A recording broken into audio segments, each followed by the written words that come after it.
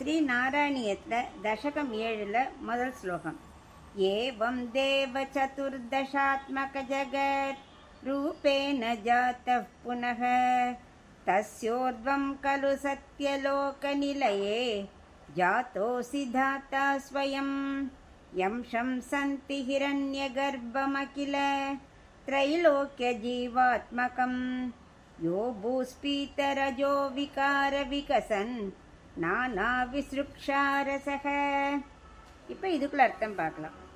இந்த தசகத்தில் பிரம்மா தவம் செஞ்ச அதோட பலனாக பகவான் வைகுண்ட தர்ஷனத்தை காமிக்கிறார். அதை பற்றி தான் பட்டத்திரி சொல்கிறார்.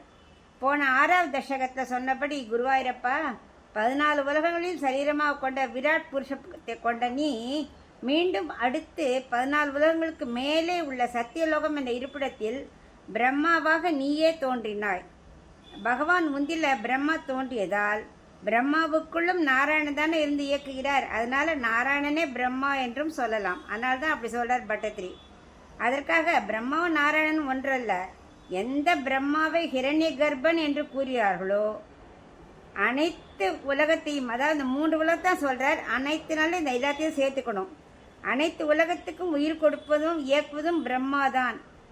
அதுவும் எப்படி ரஜோகுணத்தால் பலவிதமான படைப்புகளில் விருப்பமுள்ளவனாக இருக்கிறாரோ அவரும் உனக்கு சரீரமாகவே உன் கட்டுப்பாட்டில் தான் இருக்கிறார் அப்படின்னு இந்த ஸ்லோகம் சொல்கிறார். பிரம்மாவை படைச்சது இவர் தான். ஆனால் பிரம்மாக்குள்ள அந்தரியாமையாக இருந்து இயக்கிறது பகவான் தானே. அதனால பட்டத்திரி சொல்கிறார், பிரம்மாவே நீ தான். அதுக்காக 2 ஒன்று இல்லை அப்படின்னு கிளியராக வர்ணிக்கிறார். ஸ்ரீ நாராயணியத்தில் தசகம் 7 2வது ஸ்லோகம். சோயம் விஸ்வ விசர்க தத்த ஹிருதய சம்பஷ்யமான ஸ்வயம் போதம் கல்வனமாப்ய விஸ்வ விஷயம் சிந்தா குலஸ்தஸ்திவான் தாவத்வம் ஜகதா பதே தபதபே கேயம் ஹி வைகாயசீம் வாணி மே நமஷீஸ்ரவ ஸ்ருதி சுகாம் குர்வம் ஸ்தபக் பிரேரணாம். இப்போ இதுக்குள்ள அர்த்தம் பார்க்கலாம். இதில் என்ன சொல்கிறாருன்னா, நான் யார், எங்கே இருக்கிறேன் அப்படின்னு பிரம்மா அப்படியே குழம்பி போயிருக்காராம்.